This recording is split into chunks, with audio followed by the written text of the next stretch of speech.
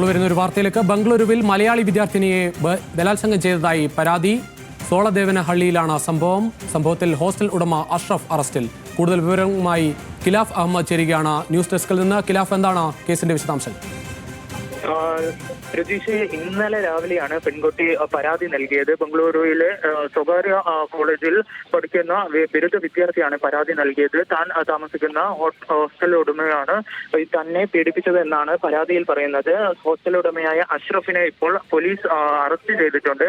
സോളദേവനഹള്ളിയിലെ സ്വകാര്യ കോളേജിലെ ബിരുദ വിദ്യാർത്ഥിയാണ് ബലാത്സംഗത്തിന് ഇരയായത്. ബംഗളൂരുവിൽ കാറിൽ തട്ടിക്കൊണ്ടുപോയാണ് ബലാത്സംഗം ചെയ്തതെന്നാണ് പരാതി. ഇതിൽ മറ്റൊരു കാര്യം എടുത്തു പറയേണ്ടത്, കഴിഞ്ഞ ദിവസം ഈ ഒരു പുതിയ ഒരു ഹോസ്റ്റൽ മുറിയിലേക്ക് മാറി 10 ദിവസം ആകുമ്പോഴായിരുന്നു ഈ ഒരു അനിഷ്ട സംഭവം ഉണ്ടായിരുന്നത്. കഴിഞ്ഞ ദിവസം രാത്രി ഈ ഒരു PG ഉടമസ്ഥൻ വന്ന് തന്നെ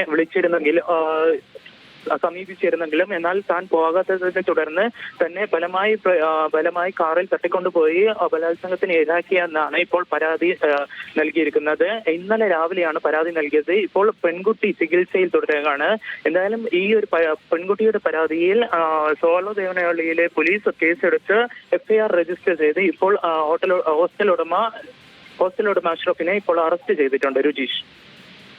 ശരി ഖിലാഫ്, ബംഗളൂരുവിലാണ് മലയാളി വിദ്യാർത്ഥിനിയെ ബലാത്സംഗം ചെയ്തതായി പരാതിയുള്ളത്. സോളദേവനഹള്ളിയിലാണ് സംഭവത്തിൽ ഇപ്പോൾ ഹോസ്റ്റൽ ഉടമ അഷ്റഫിനെ അറസ്റ്റ് ചെയ്തിട്ടുണ്ട്.